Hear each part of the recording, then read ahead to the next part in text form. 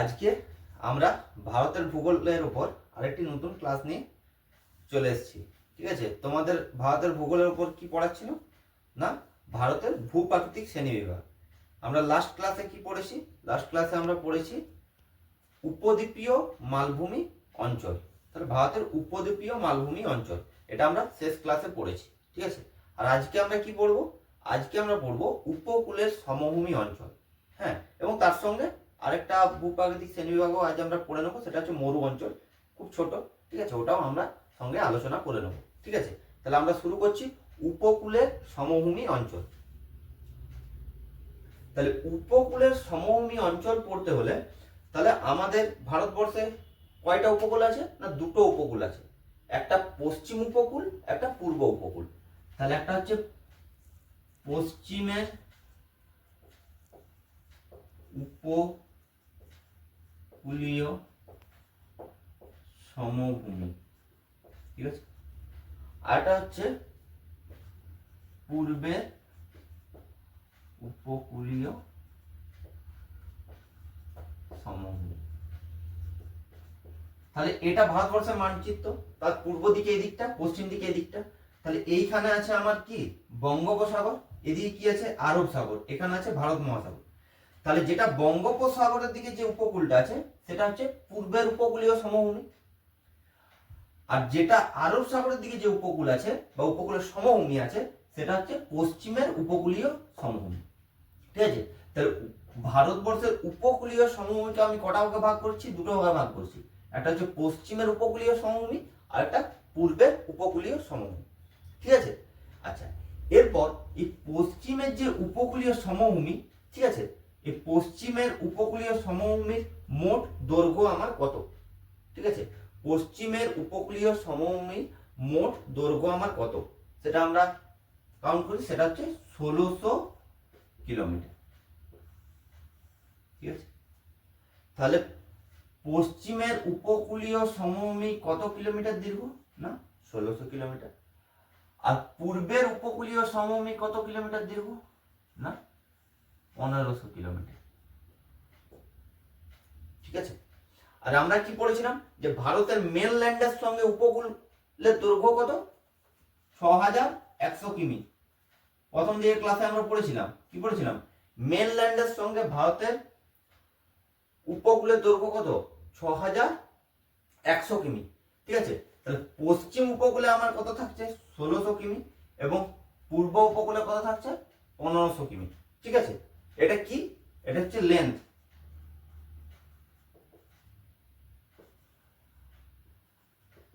আর প্রস্থ বা ওয়েট কত? প্রস্থ কত? প্রস্থ হচ্ছে পশ্চিমের উপকূলের প্রস্থ হচ্ছে 65 কিমি, আর পূর্বের উপকূলে হচ্ছে 110 থেকে 20 কিমি। ঠিক আছে, তার মানে পূর্ব উপকূল আমার পশ্চিম উপকূলের থেকে বেশি চওড়া, বেশি বড়।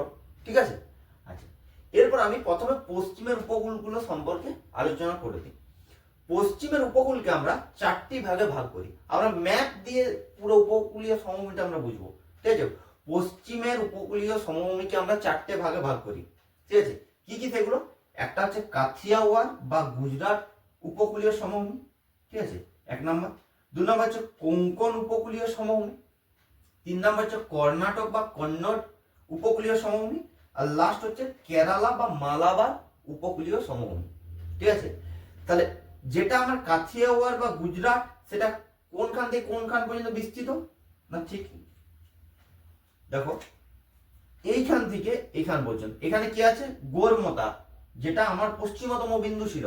ঠিক আছে, ভারতবর্ষের পশ্চিমতম বিন্দু গোরমতা গুজরাটের, তার থেকে দমন পর্যন্ত বিস্তৃত হচ্ছে কাথিয়াওয়াড় বা গুজরাট উপকূলীয় সমভূমি, এবং এর দৈর্ঘ্য কত?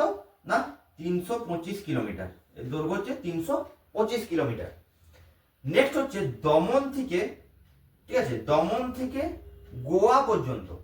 কি বললাম? দমন থেকে গোয়া পর্যন্ত যে উপকূলীয় সমভূমি আছে তার নাম হচ্ছে কোঙ্কণ উপকূলীয় সমভূমি। কি বললাম? দমন থেকে গোয়া পর্যন্ত যে উপকূলীয় সমভূমি আছে তার নাম হচ্ছে কোঙ্কণ উপকূলীয় সমভূমি। এর দৈর্ঘ্য হচ্ছে 525 কিলোমিটার। ঠিক আছে, আচ্ছা, এরপর গোয়া থেকে ম্যাঙ্গালোর বা নিউ ম্যাঙ্গালোর, গোয়া থেকে ম্যাঙ্গালোর বা নিউ ম্যাঙ্গালোর পর্যন্ত যে উপকূলীয় সমভূমি আছে তার নাম হচ্ছে কর্ণাটক বা কন্নড় উপকূলীয় সমভূমি। এর দৈর্ঘ্য একটু ছোট, সেটা হচ্ছে 225 কিমি হয়েছে।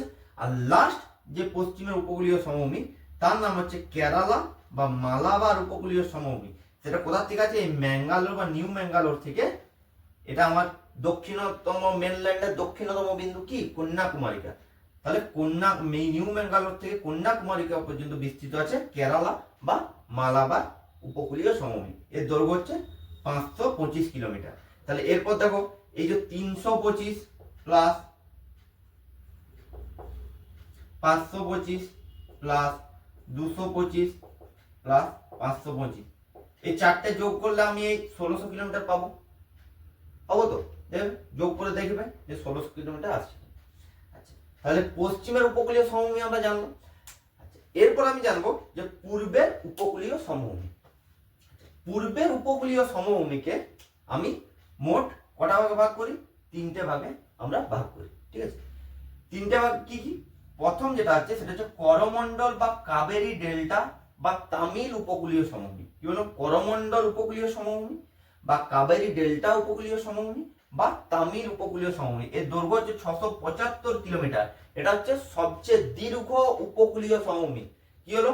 করমণ্ডল বা কাবেরী ডেল্টা বা তামিল উপকূলীয় সমভূমি হচ্ছে সবচেয়ে দীর্ঘতম উপকূলীয় সমভূমি। কোথায়? না ভারতে।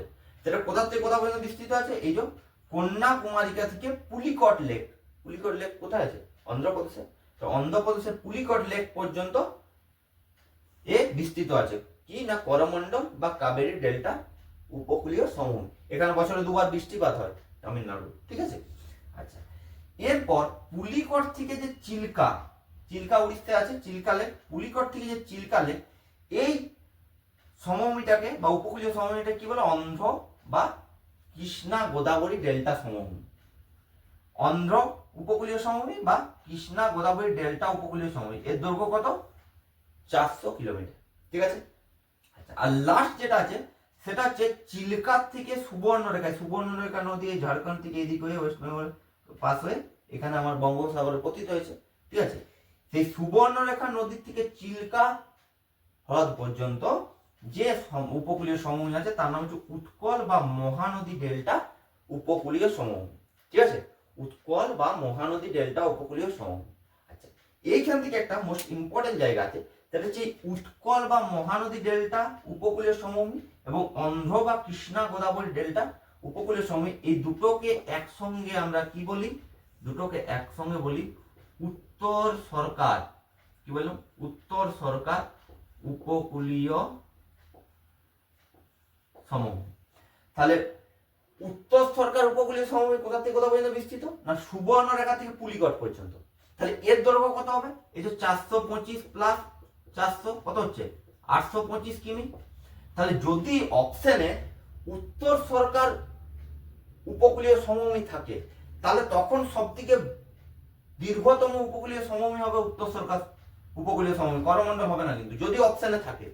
তাহলে করমণ্ডল উপকূলীয় সমভূমি হচ্ছে সব থেকে দীর্ঘ উপকূলীয় সমভূমি, এক্সেপশনাল উত্তর সরকার উপকূলীয় সমভূমি।